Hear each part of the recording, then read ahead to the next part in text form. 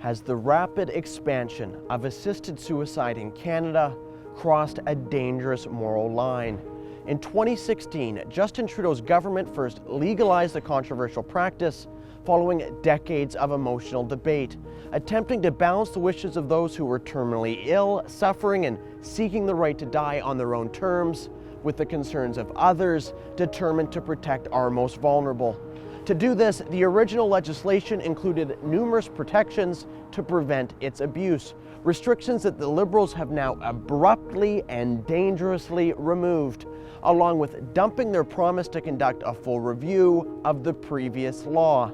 The result is an unprecedented legal framework that basically permits suicide on demand, euphemistically known as medical assistance in dying, or MAID, a laissez-faire approach to one of society's most serious and sensitive moral issues.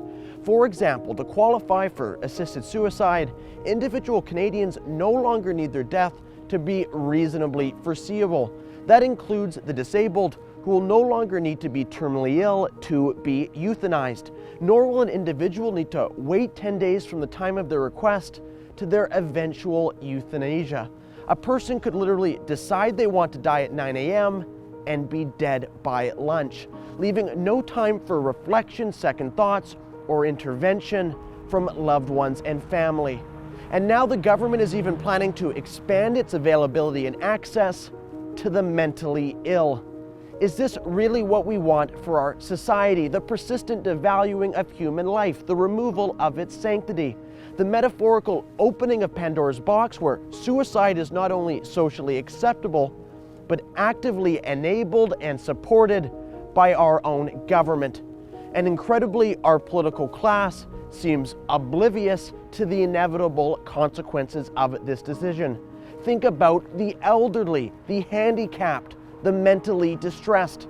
The pressure this will now place on those who view themselves as a burden to others and society to just end it. Forget the slippery slope.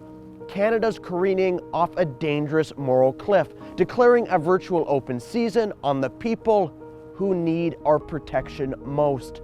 Just look at the case of Gabriella Peters, a disabled blogger in Vancouver.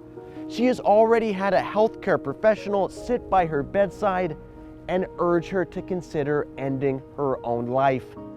Look, the sanctioning of medical killing, specifically without clear conditions and limitations, is a recipe not for relief of suffering, but for untold misery and unnecessary death, for moral disaster and moral decay, challenging the very notion and foundational belief that there is inherent value in every human life, and risking an ethical dissent that future generations may come to deeply regret.